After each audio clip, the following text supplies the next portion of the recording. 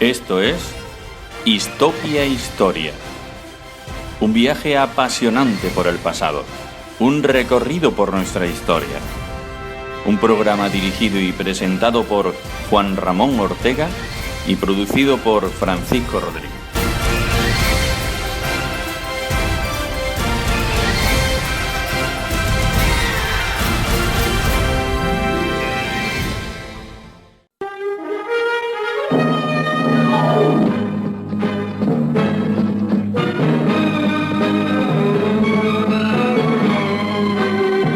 Muy buenas tardes y bienvenidos al programa número 15 de Histopia Historia, el programa de historia en Radio Iznaja. Usted asalta a diario la propiedad de los demás. A los que yo asalto nadie se ha parado a preguntarles a costa de quiénes han hecho su fortuna. Cualquier cacique se aprovecha de la pobreza de la gente día a día, hasta que llega un momento en que ya no puedes más y arrasas con todo lo que se cruza en tu camino. Luego, ya se sabe. Emprendes una huida que termina aniquilándote, sin que una sola voz a tu alrededor se pregunte el porqué de tu locura. Así me echa el monte, mister. Lo demás no tiene importancia. Hemos oído un corte de la famosa serie Curro Jiménez, el mítico bandolero televisivo basado en la novela El barquero de Cantillana. Aquí explica la razón de por qué se hizo al monte, el por qué decidió ser bandolero. Ahora bien, ¿es esa la verdad? ¿O se han mitificado a estos personajes? ¿Eran delincuentes comunes o idealistas que lucharon en una sociedad injusta para crear un mundo mejor? ¿Cuándo comenzaron? ¿Por qué? ¿Y cómo actuaron? Bueno, todas estas preguntas y algunas otras las contestarán los siguientes invitados. La historiadora Marión Reder, profesora de la Universidad de Málaga, Félix Casanova, bloguero y colaborador en Radio Nacional de España, Jesús Almazán, director del Museo del Bandolero en Ronda, y en la sección de novela histórica, Tirso Calero, guionista y creador de la serie bandolera de Antena 3, nos hablará cómo una mujer se puso al frente de una partida de bandolero. Un programa que promete, así que os invito a quedaros. Soy Juan Ramón Ortega y con Francisco Rodríguez a los mandos os damos de nuevo la bienvenida. Comenzamos.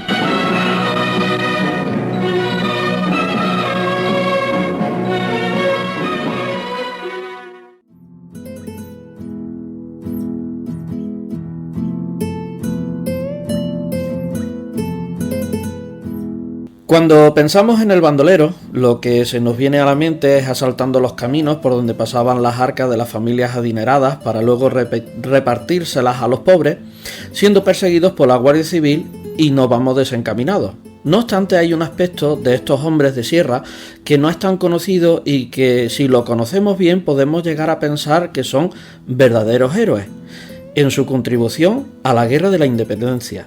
Pero para aclararnos este aspecto, esta etapa del bandolerismo, en una circunstancia un tanto especial como la invasión de los franceses en la península ibérica, está con nosotros Marión Reder, profesora de la Universidad de Málaga, pertenece también a la Real Academia de Bellas Artes de San Telmo, académica en la Academia Andaluza de la Historia y correspondiente de la Academia de Historia Portuguesa y de la Academia de Nobles Artes de Antequera. Muy buenas, Marión, y bienvenida a Histopia Historia. Buenos días. Gracias por estar aquí con nosotros para poder enseñarnos un poquito sobre esta historia. Bueno, y felicitaros también por esta iniciativa. Gracias. Bueno, Marión, entrando en el tema, ¿cuándo comienza el bandolerismo tal y como lo conocemos nosotros hoy? Bueno, yo creo que el bandolerismo, pues, tal como lo conocemos hoy, empezó sobre a mediados del siglo XVIII. Hay noticias de bandoleros que atacaban a las diligencias, a los carruajes, etcétera, que se desplazaban desde Sevilla a Madrid. Sí. Quizá estos asaltos pues fue la causa de que el intendente de Sevilla, Pablo de Olavide, decidiera proponerle un plan a Carlos III. ¿Cuál fue ese plan? Pues construir una carretera con cierta seguridad, como era que a lo largo de esa vía que unía a ambas ciudades, pues establecieran poblaciones. Pero claro, como en aquella época la población en España era bastante pobre, Sí. pues se buscó que la poblaran colonos del centro de Europa, curiosamente. Y de ahí que se cargara a un alemán, a Thüringen, que trajera colonos de Alemania y de Suiza y de Francia y de otros lugares centroeuropeos para que colonizaran toda esa zona. Es lo que conocemos hoy como nuevas poblaciones.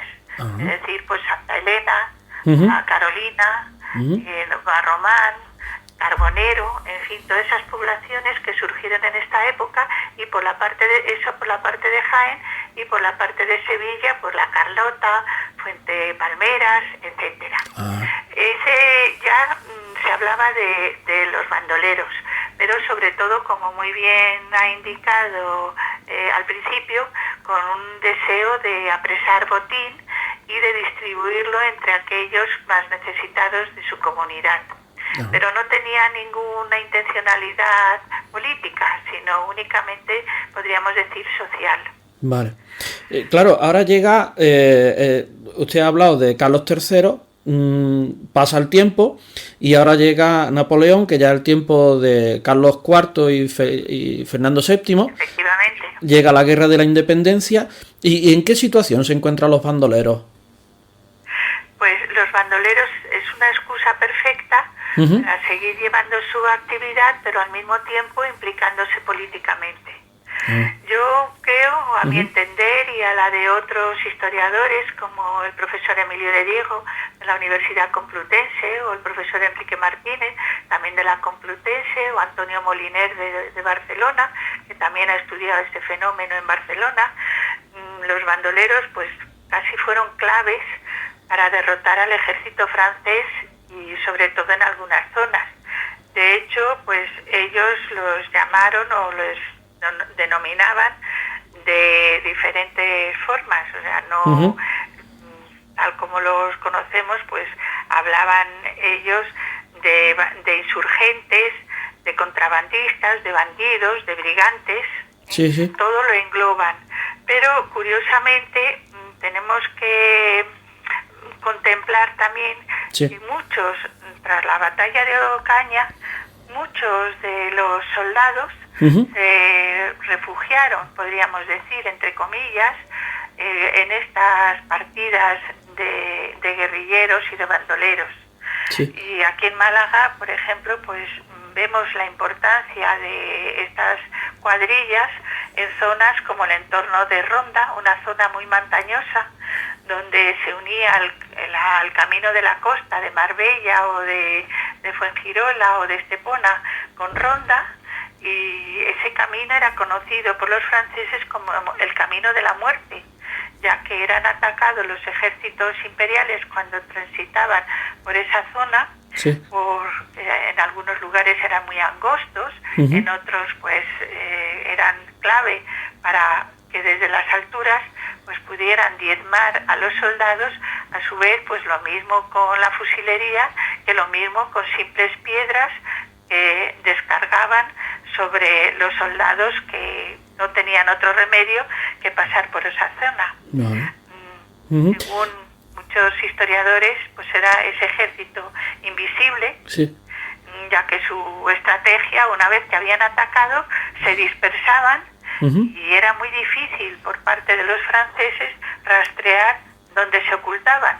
Lo mismo en las propias montañas que lo mismo en los pueblos, porque estos bandoleros, que eran patriotas para ellos, pues eran apoyados por el pueblo, eran héroes que de alguna forma prestaban todo su apoyo y exponían su vida por la patria, por lo que ellos luchaban por la liberación de la patria, por su rey Fernando VII y por su religión, que eran las tres consignas que de alguna forma pues les implicaban valor para seguir contra el invasor francés.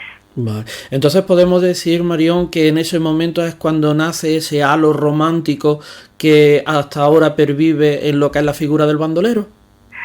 Yo creo que el halo es posterior. Vale. Yo creo que tras la derrota de Ocaña y sigo un poco con esa actividad de los bandoleros, Sí. pues el ejército napoleónico ocupó el territorio andaluz y de alguna forma pues fueron muy importantes, pero el halo viene más con los viajeros románticos.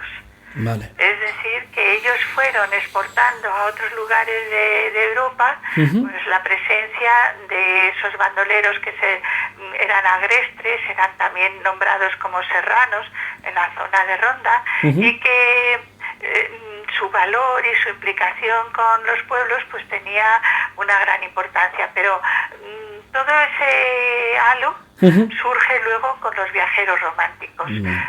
En la Guerra de la Independencia no tiene ese carácter de hombres valerosos, de hombres a veces pues crueles, etcétera. O sea, hay descripciones por parte de los viajeros, por ejemplo, que para desplazarse hacia Granada desde Belén Málaga por el boquete de Zafarraya, sí, pues hablan como a su vez les conminan a que den un dinero para que alguien les proteja, para que no sean atacados por los bandoleros, y muchas veces los pasajeros de esas diligencias están deseando ser atacados por los bandoleros para conocerlos más de cerca y poder hablar de ellos, ¿no? Y de describirlos y demás. En la Guerra de la Independencia es más a nivel popular el representar esa defensa contra los franceses. Vale. Claro, es que... A lo mejor estoy equivocada, pero yo creo que es posterior. Entonces podemos decir que aunque dentro de la guerra de independencia las autoridades españolas se aprovecharon de esa guerra de guerrilla, ¿no? De los bandoleros, también los supieron identificar como los delincuentes que eran en ese momento también, ¿no? Bueno, pero es que en el momento hasta qué punto podían ser delincuentes, puesto que tampoco había, por así decirlo, ataques para robarles económicamente. Vale. Realmente lo que había era una defensa de todo el pueblo, y hablo todo el pueblo, sí, desde Barcelona a Bilbao, a sí, Cantabria, a Galicia, a Extremadura, etcétera. Todo el pueblo estaba unido para de alguna forma expulsar a los franceses. Y lo único que se resistió fue San Fernando y Cádiz, como todos sabemos. Sí, pero sí. que ahí era la unión de todos para expulsarlo. De ahí que las autoridades, efectivamente, cuando llega un momento en que la Junta Suprema Central Gubernativa se tiene que trasladar a Sevilla, pues dictamina un reglamento de partidas y cuadrillas, y que como no tiene mucho efecto,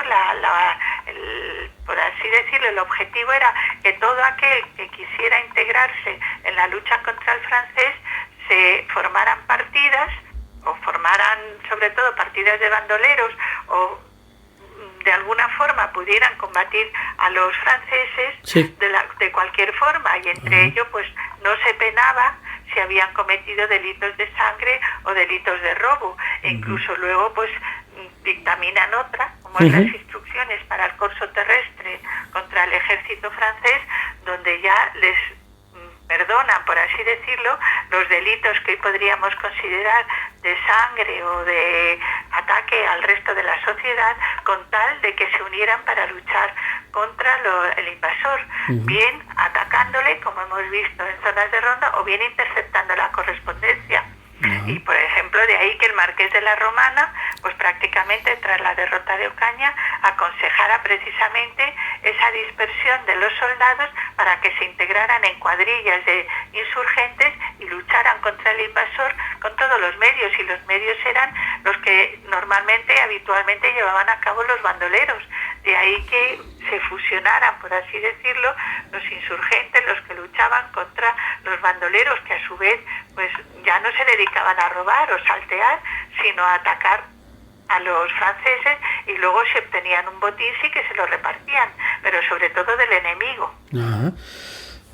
Marión, qué pena Qué pena que el tiempo se esté agotando y no podamos seguir hablando un poquito más sobre este tema. De verdad, porque ha sido interesantísimo. Hemos visto el bandolero desde otra perspectiva completamente distinta, ya incluso luchando por su tierra, por su pueblo, dentro de esa invasión de la guerra, y ya posiblemente ya tenemos dos perspectivas de bandolero, ¿verdad? Una de asaltados de camino y otra de luchar por su pueblo.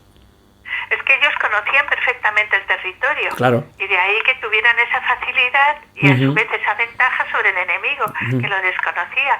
Y en este caso, pues fueron, ya digo, el ejército invisible esencial para que luego por los enemigos, las tropas napoleónicas, se retiraran de Ronda, se retiraran de Madrid, se retiraran de otros lugares, ¿no?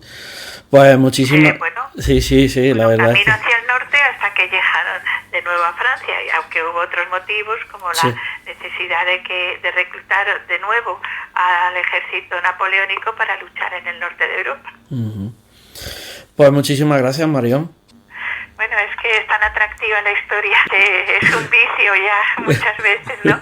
El poder indagar y bucear entre los documentos y poder sacar a la luz, pues precisamente, pues como conocer como a lo mejor un teniente francés, pues se une a esas guerrillas, y como las autoridades francesas reclaman a la mujer que indique dónde está su marido, y ella lo único que dice o indica es que le rogaron una partida de bandoleros y que ella no sabe dónde está su marido. Evidentemente el teniente ha desertado y se ha escondido en esa partida o en esa cuadrilla, y está atacando a los franceses, ¿no? Bueno, qué bueno. Ya hechos, por así decirlo, singulares, que no sé, lo que da vida muchas veces a los manuales de historia, que nos hablan pues de una forma muy simbólica de toda esta acción del pueblo español. Sí. Pues la verdad que ha sido muy interesante todo lo que usted nos ha hablado, Marión. Muchísimas gracias y esperamos volverla a escuchar en otro momento. Despierte la curiosidad a los oyentes y que ellos mismos luego busquen también pues unas lecturas que les puedan, no sé, satisfacer esa curiosidad y pues obligarles también a leer más. Sí, así es. Esperamos que sea así el cometido que estamos haciendo desde Distopia Historia. Gracias, adiós.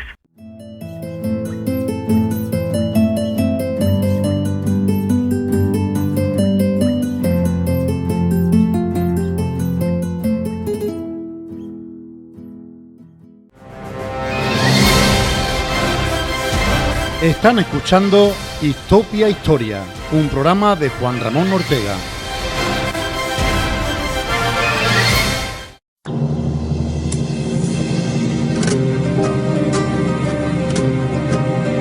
A la carrera por los caminos, su huella va trazando mi destino. Y en la galera de los cautivos, hoy paga penitencia mi castigo. Pero cómo iba a darte yo lo que tú mereces, si mi propio corazón me pertenece. Se lo llevo de aquí dejándome esta pena, la que robó mi amor. Ay, bandolera. En el siglo XIX, donde estamos esta tarde inmersos descubriendo una etapa de la historia muy intensa e interesante, sabemos que la mujer estaba relegada de la vida pública a no ser que perteneciera a un ámbito social alto y con pocas referencias. En la historia de los bandoleros son ellos los que llevan la delantera en las partidas, en las batidas y en los asaltos. Como bien sabéis, en esta sección siempre tenemos una novela histórica referente al tema que tratamos, y esta vez vamos a considerar Bandolera, la serie de televisión que emitió Antena 3 desde el 2011 al 2013 con un reparto de lujo: Marta Azas, Carlos Francino, Isaac Ferrit, etc. Por eso está con nosotros Tirso Calero, creador de la serie y creador de guión, productor ejecutivo en Plano a Plano, y además de Bandolera, actualmente son obras suyas Servir y Proteger para Televisión Española, y también como jefe de guionista en Amar Tiempos Revueltos, Gran Reserva El Origen o Amar es para siempre. Muy buenas, Tirso, y bienvenidos a Distopia Historia. Hola, muy buenas, un placer estar con vosotros. Muchas gracias a ti por estar aquí. Tirso, para hablar de bandolera y meternos ya en el tema, ¿Sarah Reeves, la protagonista de la serie, es un personaje real o de ficción? Bueno, es un personaje de ficción, ¿no? Al igual que la serie Bandolera. Pero sí que es verdad que cuando planeé esa serie, pues intentaba apoyarme en hechos históricos para dar una mayor verosimilitud, ¿no? Pero es verdad que el personaje femenino de Sarah Reeves pues es un personaje inventado, pero yo creo que está inspirado en las grandes aventureras, ¿no?, del siglo XIX, sobre todo personajes británicos, ¿no?, que tienen mucha importancia en la literatura británica, personajes que viajaban a otros mundos, ¿no?, para conocerlos, ¿no? Con lo cual, Bandolera cuenta la historia de una inglesa de raíces españolas que viene de Oxford a la Andalucía del siglo XIX para descubrir un mundo totalmente nuevo para ella y un mundo fascinante, ¿no? Y, bueno, el destino hace que se convierta en una de los bandoleros, ¿no? El poner a una mujer al frente de una partida de bandoleros en una sociedad donde el hombre es el que lleva la delantera y la mujer está siempre relegada a la casa, ¿te ha sido difícil poner ese marco dentro de la historia? Porque la limitación de la historia es mucha, ¿no? Claro, era la única manera de hacerlo verosímil y que fuera más fácil era que ella no fuera española, ¿no? Y es una de las razones por las que Sarah Reeves no es una andaluza, ¿no? Porque efectivamente, como vosotros sabéis, era impensable que en ese marco social y en esa época una mujer pudiera aspirar a tanto. Pero en cambio, si era extranjera y venía de una sociedad bastante más avanzada como la británica, sí que podía ser creíble. Ajá. Por eso entonces está la serie planteada en la zona aquella de Huelva, donde en aquel momento había más ingleses en esa zona de Río Tinto. Efectivamente, una de las características del personaje de Sarah Reeves es que su padre, sin ella saberlo, su padre era un español, un ingeniero que trabajaba en las minas de Río Tinto y que tenía contacto con los ingleses, ¿no? Y al nacer pues la llevaron a Inglaterra porque quería que tuviera una educación mejor, ¿no? La verdad es que en la zona de Bandolera se desarrollaba, nunca precisábamos el lugar, ¿no? Pero se desarrollaba un poco pues entre Sierra Morena, entre la Serranía de Córdoba, Málaga, ¿no? Siempre hacíamos un marco geográfico bastante amplio, ¿no? Pero también tratamos el tema de Huelva y las minas de Río Tinto y bueno, y pues también un poco relacionado con, aunque fue posterior, ¿no?, con lo que pasó con el Año de los Tiros, ¿no? Vale.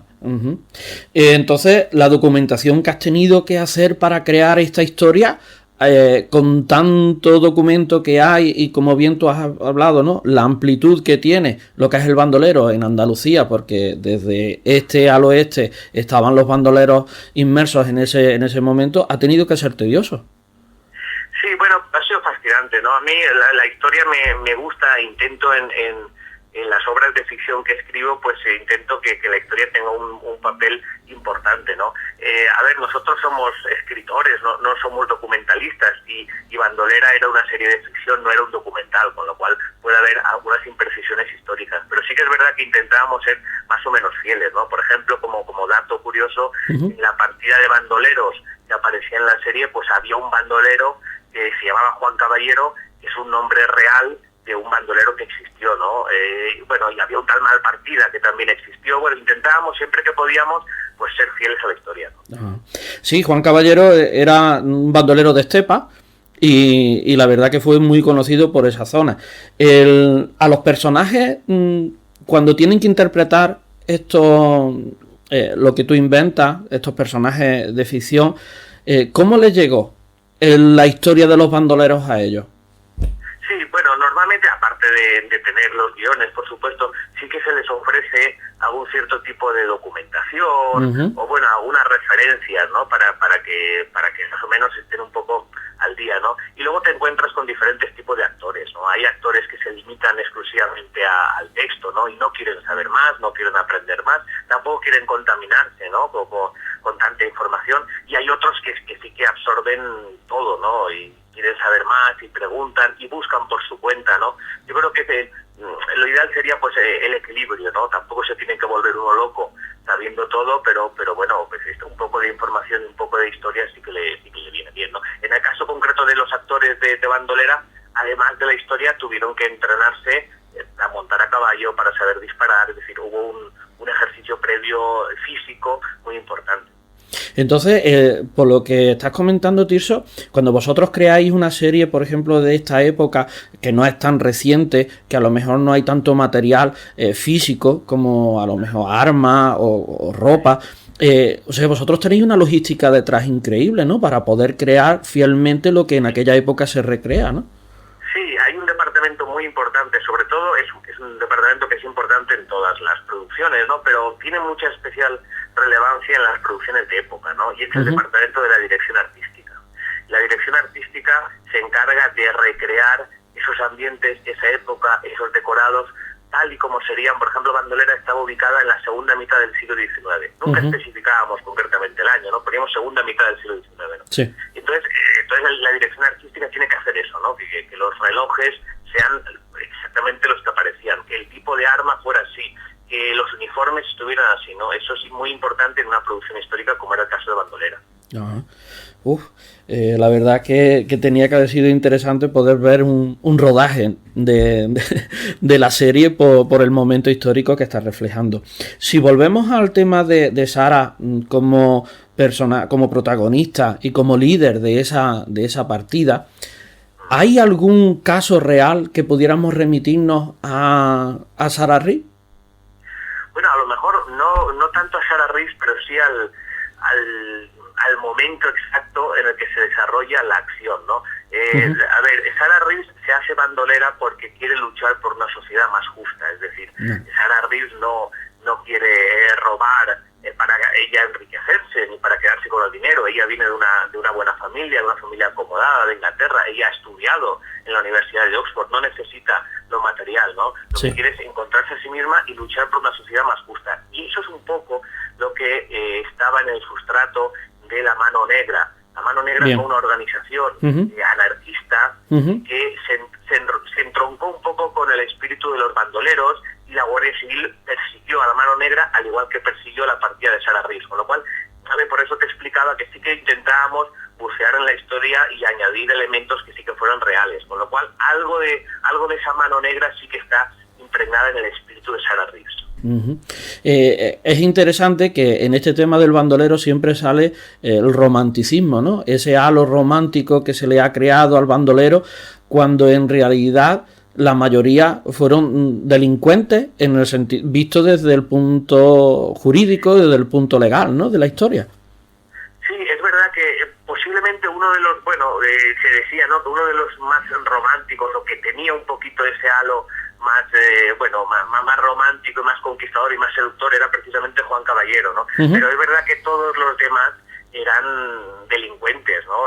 No había más. También es verdad que ese halo romántico vino desde fuera, es decir, no éramos nosotros los españoles los que hablábamos así de los bandoleros, eran normalmente los cronistas de viajes extranjeros cuando llegaban a Andalucía y se dejaban un poco embriagar por el embrujo andaluz, ¿no? Por eso, esto ya viene desde Cuentos de la Alhambra de Washington Irving, ¿no? Es decir, los escritores extranjeros siempre quedaban fascinados por esa figura del bandolero, o Próspero Mérimée, ¿no? Con su Carmen, ¿no? Y por eso es un poco lo que le pasa a Sara Rees, que queda un poco fascinada y ella misma pues idealiza un tanto la figura de los bandoleros, pero es verdad que no hay que olvidar que en la gran mayoría de casos pues eran simples delincuentes.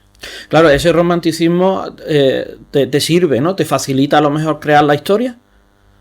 Sí, sobre todo porque no hay que olvidar que Bandolera, la serie, al no ser un documental, lo que pretende es contar siempre historias que atrapen al público, ¿no? Nosotros cuando hacemos una serie tenemos que pensar necesariamente en la audiencia.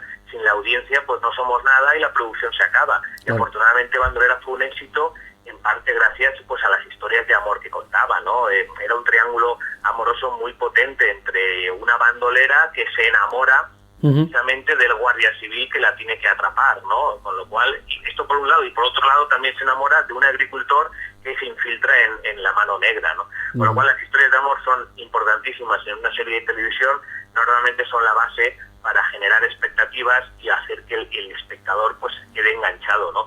Bandolera efectivamente empezó como una apuesta arriesgada, porque era la primera vez en España que se contaba una serie así, sobre bandoleros y de forma diaria, y acabamos haciendo más de 500 capítulos, es decir, 2 años enteros de emisión, ¿no? Sí. Pues Tirso, es una pena que el tiempo en la radio sea traicionero y cuando estamos más inmersos en el tema, pues se agote. Pero te damos muchísimas gracias por la disposición que has tenido a la hora de la invitación al programa, por estar aquí con nosotros y podés hablarnos desde esa serie de televisión temas sobre la historia, porque por lo que tú nos has contado, no solamente te remite a una partida de bandoleros, sino que todo lo que confluye en ese momento, como por ejemplo la Mano Negra o una amplitud de paisajes que tenemos en Andalucía, pues lo has hecho ahí en ese compendio para poder reflejarlo en tu serie. Sí, efectivamente, a pesar de ser una serie de ficción, contaba con muchos elementos reales y también contaba con algo curioso, que era el nacimiento prácticamente de la Guardia Civil, ¿no? La Guardia Civil nace en la segunda mitad del siglo XIX y nace precisamente para acabar con los bandoleros. Ese fue el primer objetivo de la Guardia Civil y por eso se asentó en los lugares rurales, especialmente en Andalucía. Luego se extendió a todo el país, ¿no? Pero el principal motivo de la Guardia Civil, de la creación, era poder tener agentes de la ley que se infiltraran en los bosques y en los montes para poder cazar a los bandoleros, ¿no? Y eso también lo reflejamos en la serie. Muchas gracias por darnos esta oportunidad y por dejar que las personas que hacemos serie y cine pues podamos explicar un poco por qué intentamos integrar la historia en nuestras creaciones. Claro, yo normalmente el programa pues intenta hacer eso, no solamente hablar temas de historia con datos y nombres, sino que también lo que es la novela histórica, la serie de televisión o incluso películas que son históricas, que es verdad que llevan, como tú bien has hablado, tenéis que contar con los espectadores, pues lo que hacemos es que pique la curiosidad y puedan ellos interesarse y conocer un poquito más de la historia mediante el trabajo que vosotros hacéis. De nuevo, muchísimas gracias, Tirso. Estás invitado de nuevo al programa para que nos expliques detalles sobre otras series que reflejan historia. Muy bien, pues muchas gracias a vosotros, un placer. Le acompaña Radio Inájar. Escuchan Histopia Historia con Juan Ramón Ortega.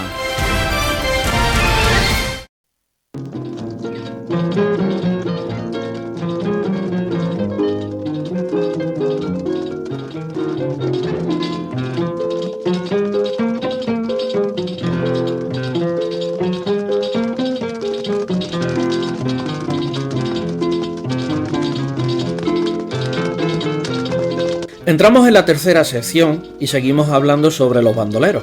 Ahora lo vamos a hacer sobre ese halo de romanticismo que se ha ido creando alrededor de este personaje, llegando incluso a elevarlo a ser el salvador del pueblo de la opresión caciquista de la época. Y para ello está con nosotros Félix Casanova, autor del blog Historia de Nuestra Historia y colaborador de Radio Nacional de España, Canal Sur y Cadena Ser Cataluña. Muy buenas, Félix, y bienvenido a Histopia Historia. Hola, buenas tardes, bien hallado. Gracias por estar aquí. Bueno, Félix, sobre los bandoleros se ha escrito bastante, y la mayoría con un tinte romántico que envuelve todas sus actuaciones, pero ¿existió el bandolero romántico? Ciertamente hay mucha literatura al respecto de este fenómeno llamado bandolerismo, ¿verdad? Y mucha de esa literatura los tiñen de un halo romántico.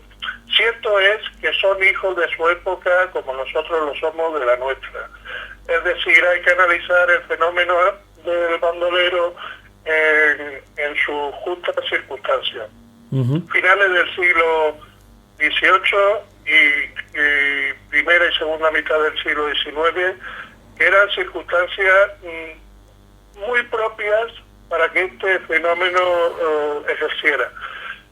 Si desnudamos completamente al fenómeno del bandolerismo, de cualquier ropaje verbal, sin buscar causas ni consecuencias, y no lo enjuiciamos a priori, la verdad es que solo nos quedan unos hombres que asaltan, roban, matan, extorsionan, casi siempre en el campo. Sin embargo, para los escritores románticos, el bandolerismo poco tiene que ver con la situación que oprime a los trabajadores. Para ellos son los defensores del pueblo. Pero si nos vamos a otra fuente, por ejemplo, si citamos a los extranjeros hispanistas, sin ir más lejos, el bandolerismo es un fenómeno característico de un país atrasado, como era la España del siglo XIX, que se daba en Andalucía más extensamente que en otras regiones, porque Andalucía era la región más atrasada. De ahí que el bandolerismo en Andalucía fuese el sitio clave. Orográficamente era un lugar perfecto, porque tenemos Sierra Nevada, tenemos la Sierra de Ronda, tenemos Sierra Morena, y había una serie de latifundios, el final del siglo XVIII y el comienzo del siglo XIX, con la guerra de la independencia, había hecho mucho daño. Y no tenemos que olvidar que muchos de los soldados delincuentes que estuvieron luchando en la guerra de la independencia, cuando terminó esta, se vieron sin oficio ni beneficio, y no tuvieron otra que lanzarse al campo. Conocían muy bien las tácticas de guerrilla, porque eran las mismas tácticas de guerrilla que habían empleado con los ejércitos de Napoleón. Y es verdad que algunos bandoleros se les puede tachar de más románticos y a otros quizás no tanto. Vale. Románticos en el sentido en cómo trataban a los asaltados, y otros no tanto porque directamente no extorsionaban. Mataban y saqueaban todo lo que tenían. ¿Cuándo fue el inicio de ese bandolero romántico? Vamos a ver, el bandolerismo ha existido desde casi siempre. No podemos reducirlo a una época histórica, aunque yo sé que me estás preguntando por los bandoleros míticos nuestros del siglo XIX. Sí, exactamente. Y tampoco a cierta zona geográfica. Por el contrario, va muy ligado al comienzo de la humanidad. Lo que sí es verdad que en el siglo XVIII y siglo XIX es cuando el bandolerismo alcanza su más alto apogeo. En España, sin ir más lejos, el hecho del pillaje, el hurto, la rebelión, ya es constatable en la época romana. Acordémonos de Viriato, que era como calificado por los romanos como un capitán de bandoleros. A su muerte le llamaron el bandido. Luego tuvimos a los almogávares, siempre entre las fronteras buscando el sustento de sus enemigos en los montes, moriscos salteadores, atacantes de los habitantes de la llanura. Pero adelantándonos muchos siglos en el tiempo, va a ser con el reparto de tierra y las imposiciones que esto conlleva, junto, como hemos dicho antes, con el empobrecimiento de la población, más acentuada por la invasión francesa, lo que dio pie al florecimiento de este fenómeno durante el siglo XVIII. Vale. Sí, si quieres podemos definir un poco el espíritu de ese bandolero romántico, sí, ¿te parece? Sí, me parece bien. Yo lo definiría, vamos a ver, aquellos ladrones que con frecuencia hacían gala para con los más necesitados de generosidad y caridad. Es verdad que robaba sin piedad a uno para a veces ceder generosamente a otro el producto de lo robado, convirtiéndose en los verdaderos benefactores y productores en los ámbitos rurales. Los más castigados, no olvidemos, por la pobreza y en ocasiones por la hambruna. Hacían un acto vil y a continuación eran capaces de un insólito acto de nobleza. Trataban con mucha hazaña y al poco tiempo protegían la vida de quien desvalido a ellos se confiaban. Es cierto que vivían enfrentados a la ley y a muchos de sus actos pues le anima un acto vestido de justicia. Los bandoleros, desde el punto de vista militar, en su principio fueron contrabandistas, sobre todo en la serranía de Ronda. Como hemos dicho antes, se instalaron como centro de operaciones en Sierra de Ronda, Sierra Morena y Sierra Nevada, haciendo este territorio pues un caldo de cultivo ideal para el bandolerismo. Feli, ¿cuáles fueron los bandoleros más mitificados de la época? Los bandoleros más mitificados de la época tenemos muchos. Vamos a citar algunos, no son todos los que deberían ser, pero yo creo que los oyentes los van a identificar perfectamente. Tenemos, por ejemplo, a Diego Corriente. A Diego Corriente lo llamaban el bandido generoso. Le llamaban el bandido generoso porque le robaba a los ricos y daba dinero a las iglesias y a los pobres. Tenemos, por ejemplo, al Tragabuche, aquel famoso Tragabuche de nombre José Ulloa. Era uno de los 7 niños de Écija, que curiosamente, de los 7 niños de Écija, ninguno era de Écija, ¿no? De Écija, ni eran 7 tampoco, pero se le apodó como los 7 niños de Écija. Sí. Juan Caballero Lero, también un estepeño, que también era familia humilde. Hay que decir que todos los bandoleros de los que estamos hablando son de familia humilde, trabajaban en el campo y del campo se fueron a los montes.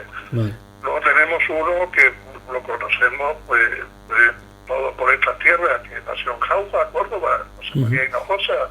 Sí, el tempranillo. Que murió con 28 años. Otra constante en los bandoleros, y quiero hacer un alto aquí si te parece. Sí. Otra constante de los bandoleros es que los bandoleros solían morir jóvenes. Entonces eso ayudaba mucho a mitificarlos, a que el mito se afianzara. Lo extrapolamos, por ejemplo, con estrellas de cine como James Dean o Marilyn Monroe, que murieron jóvenes. Recordamos mitificadas y han sido subidas a los altares. Sin embargo, Elizabeth Taylor, que está mayor, pues nunca va a tener ese halo de romanticismo que tienen los que mueren jóvenes. Entiendo. Nos vamos al oeste americano, nos acordamos de Billy el Niño, que murió muy joven. Billy el Niño, nos acordamos todos, porque lo hemos mitificado. Vale. Seguimos con, si te parece, con 2 o 3 más, si quieres, te voy a dar 2 o 3 más bandoleros de los más famosos. Tenemos a Joaquín Camargo Gómez, el Vivillo. El Vivillo, que era el 10º de 17 hermanos, se hacía llamar así porque tenía mucha agudeza y mucha agilidad mental, y la verdad es que era un experto en estrategia y de las cazadas volando. Sí, fíjese, Feli, del Vivillo me llamó la atención que tengo la portada incluso guardada en el iPad sobre su muerte. Murió de pena en Argentina. Algo interesante sobre esa vida que tuvo el Vivillo. Se fue, el Vivillo se fue, pero se fue huyendo. Sí, huyendo. Es curioso porque algunos, cuando el bandolerismo llega a su final, uno de los que quedaban vivos de la segunda generación, es decir, hablamos de la segunda mitad del siglo XIX, algunos tuvieron que huir porque su cabeza estaba en juego, como es el caso del Vivillo. El Vivillo murió en 1929, pero sin embargo otros se alistaron a la realeza y pasaron a formar parte de los cuerpos de seguridad del Estado de aquellos tiempos. Algún bandolero llegó a ser guardia civil. Vaya. Anecdótico. Anecdótico. Bueno, Feli, ¿cae en algún momento de esa época, durante ese halo romántico en el bandolero, se dan cuenta de que llega a ser solamente el delincuente o no? ¿O es una percepción que sigue estando en él? No era una percepción. La defensa la tenía. Si hablamos de porcentaje, a mí que me gustan tanto las estadísticas, digamos que un 60% de la población estaban a favor de los bandoleros y un 40% estaban en contra. Por supuesto, en ese 40% había gente pobre también, pero había gente pobre que no aceptaba la forma y las maneras que tenían los bandoleros de actuar, porque no se quedaban solamente en robar, algunos solamente robaban, otros mataban y cometían verdaderas atrocidades. De pasar de robar a violar y matar, pues hay un gran paso. Ya no eres un Robin Hood, ya no eres un Robin Hood romántico, ya pasas a ser un delincuente. Por eso no había un gran sector de esta España del siglo XIX que no lo veía con buenos ojos, y por supuesto en el extranjero no lo veían con halo romántico. Con halo romántico lo ven los turistas que vienen hoy a España y hacen la ruta del Tempranillo, van a Granada a hacer una ruta guiada. Ahora sí se ve con halo romántico, porque han pasado 2 siglos y con el tiempo pues todo se desvirtúa un poco. Pero no lo tenían todas consigo. Tenía mucha gente a su favor, es verdad, pero mucha gente de la época discrepaba mucho de su actuación. Vale. Pues feliz, es una pena que no podamos seguir, el tiempo se acaba aquí en la radio, pero ha sido un placer que hayas estado con nosotros, que nos hayas hablado de este tema y de una forma tan clara que hayamos podido entender que ese halo romántico el cual le pertenece al bandolero y que me parece que desde en esta época es donde más, por lo que yo he entendido, se obtiene. Esperamos oírte de nuevo. Sí, en otros temas, por supuesto, pero esperamos que otra vez estés con nosotros para hablarnos más de historia. Ciertamente los bandoleros, y para acabar, eran hijos de su tiempo, como nosotros lo somos del nuestro, y el día de mañana nos juzgarán a nosotros también con otra vara de medir. Eso. Ha sido un placer y un abrazo muy fuerte y un saludo a todos tus oyentes. Están escuchando Histopia Historia, un programa de Juan Ramón Ortega.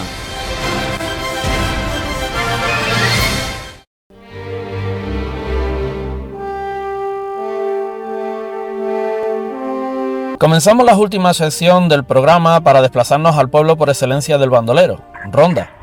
Allí vamos a visitar el Museo del Bandolero, un lugar dedicado exclusivamente a esta temática y donde podremos disfrutar de una exposición muy completa. Jesús Almazán es su director y fundador y está con nosotros para darnos a conocer este museo. Muy buenas, Jesús, y bienvenido a Histopia Historia. Muy buena y muchísimas gracias por acordaros del Museo del Bandolero. Gracias a usted por estar aquí. Bueno, Jesús, como estamos hablando de este tema, el bandolero, ¿cómo es el museo?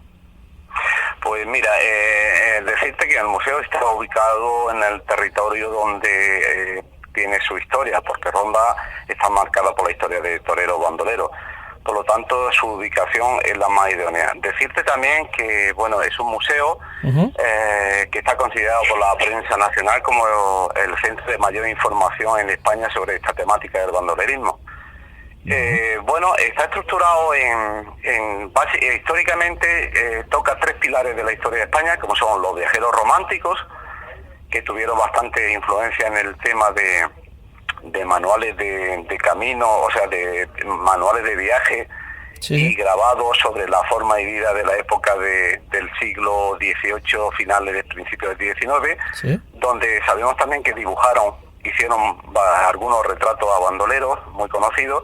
Luego está en sí el pilar fundamental de la historia, que es el bandolerismo, y una sección que cuenta por qué se crea la Guardia Civil, entre otras cosas, para combatir el bandolerismo.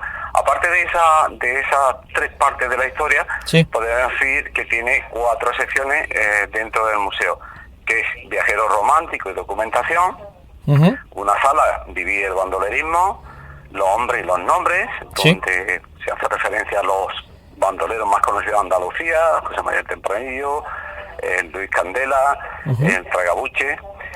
Luego hay otra sección que es los que siguieron al rastro, que hace mención a la creación de la Guardia Civil, con el Duque de Ahumada, que sabemos que tiene descendencia de Ronda. Hay una finca en Ronda que se llama Las Amarillas, por ahí el color amarillo de la fundación en los trajes de la Guardia Civil en el 1844. Y luego tenemos otra sala que contempla una librería tematizada sobre libros de bandoleros del 1823 hasta lo último que se ha escrito, así como armas de la época. Esta sala se llama Armas y Testimonio Histórico. También decir que contamos con los trajes originales de la serie bandolera, que ha sido cedido por Antena 3. Y bueno, como no, un hecho de muchísima importancia para el museo es que desde el 18 de noviembre al 19 de marzo de 2017 hay una exposición en el Museo Carmen Thyssen de Málaga, que se llama La ilusión del lejano oeste, donde el Museo del Bandolero tiene expuesto material gráfico y documental junto con otros museos de gran importancia como puede ser el Prado, Museo del Grabado, Colección Thyssen, en fin, básicamente resumiendo, eso es el Museo del Bandolero. Pues como hemos dicho, que es muy completa la colección, ya nos ha abierto el apetito nada más que para visitar Ronda y poder disfrutar del museo, Jesús. Sí, es cierto. Bueno, importantísimo decir que disponemos de más de 1.325 piezas.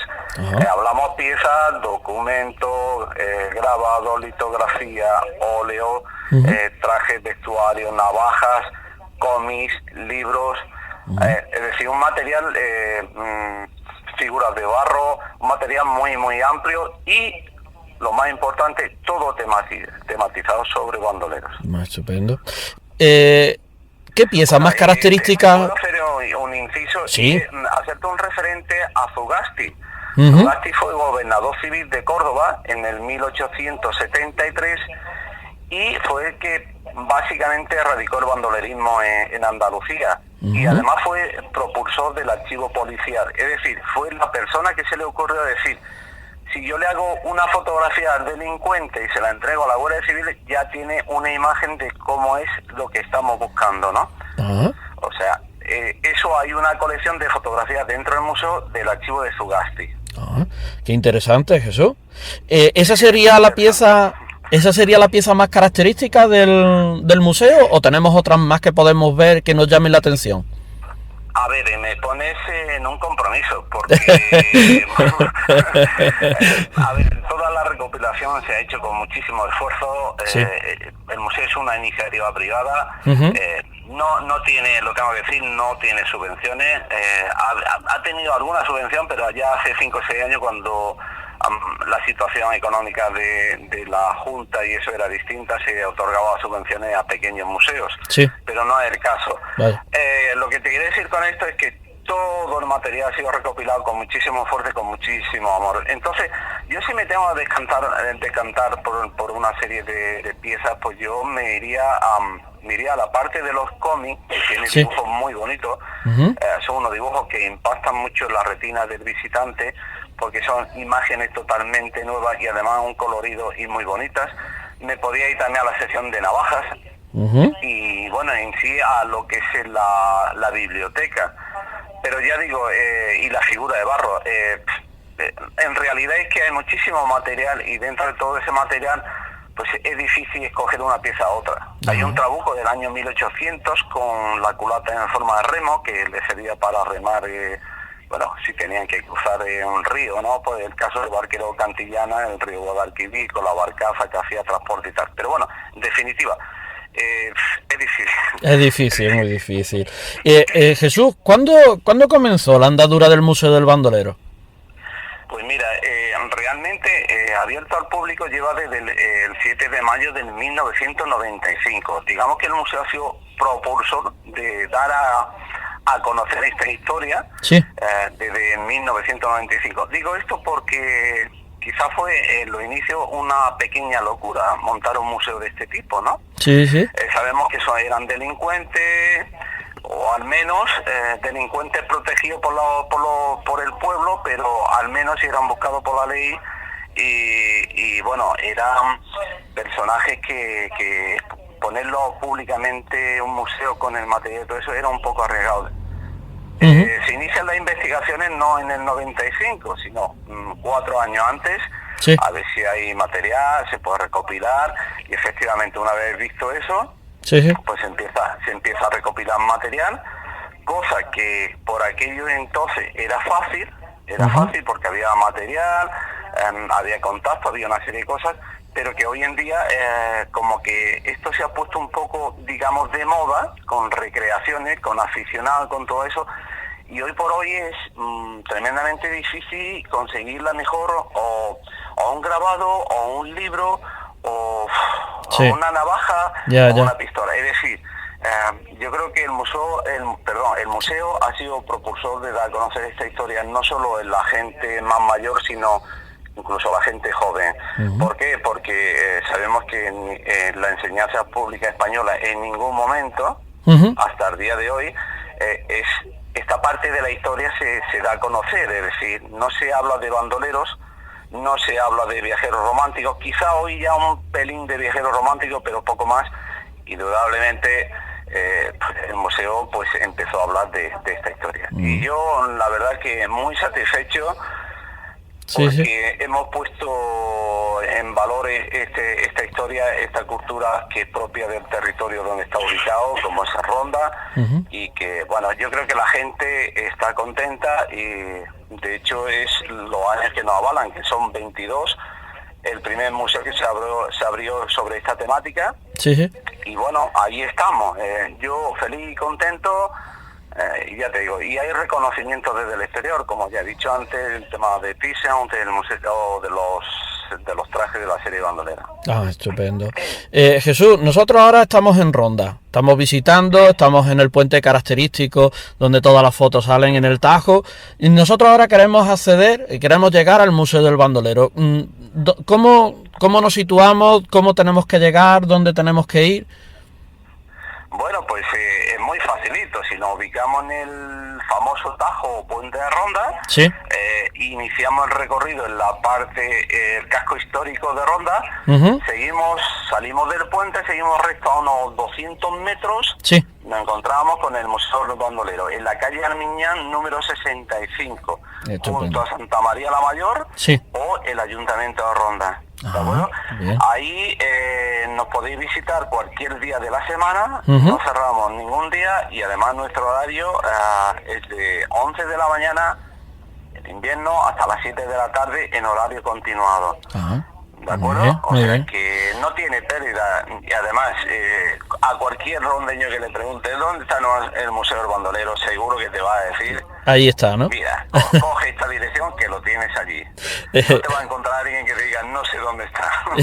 Y si le pilla de camino te acompaña, ¿no? Como buen andaluz, ¿verdad?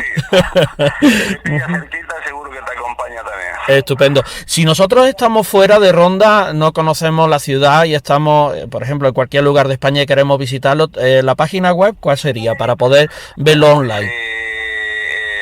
El museo tiene blog, tiene Facebook, tiene página web que es www.museobandolero.com. Tiene incluso una tienda online donde hemos recuperado vestuario de esa época y lo tenemos a la venta. Hemos conseguido alguien que nos haga ese diseño. Y también pues la página web es la misma, www.museobandolero.es.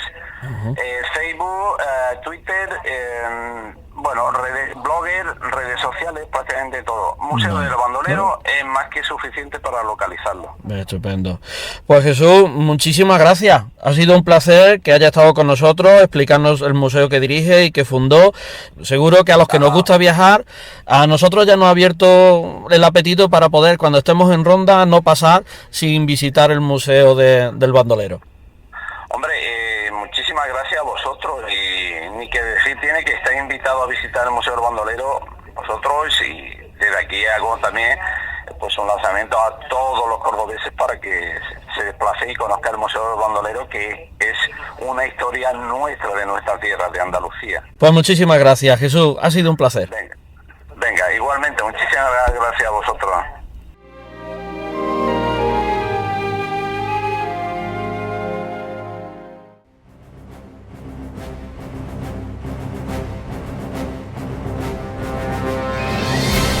Hemos llegado al final del programa. Hoy hemos aprendido mucho sobre bandoleros y además seguro que ya estamos planeando un viaje a Ronda para ver ese museo, el Museo del Bandolero. La historiadora Marion Reder nos ha explicado cómo contribuyeron en la Guerra de la Independencia. Félix Casanova nos ha explicado el mito romántico del bandolero. Y Tirso Calero nos habló de su serie de televisión Bandolera. Ha sido un programa completo y en otro momento hablaremos más específicamente de algunos de ellos. Esperamos que haya sido de vuestro agrado. Recordad que después de esta emisión podéis reproducir el programa en varias plataformas: iVoox, YouTube y Dropbox. También lo podéis encontrar en los blogs de Radio Ignaja, radioignaja.blogspot.com, en el de Histopia Historia, histopiahistoria.blogspot.com, en las redes sociales como Histopia Historia en Facebook, Twitter, Google Plus y Flipboard. Y para aquellos que no tengáis nada más que WhatsApp como red social, podéis contactar al número 633 40 29 24. Para aquellos que queráis comentar o dar sugerencias, tenéis el email istopia2015@gmail.com, puesto que nos ayudan a plantear los programas siguientes. Así que os espero la semana que viene, el martes a las 8 de la tarde y el miércoles a la 1, aquí en Radio Nájar. Disfrutar de la semana y ser felices.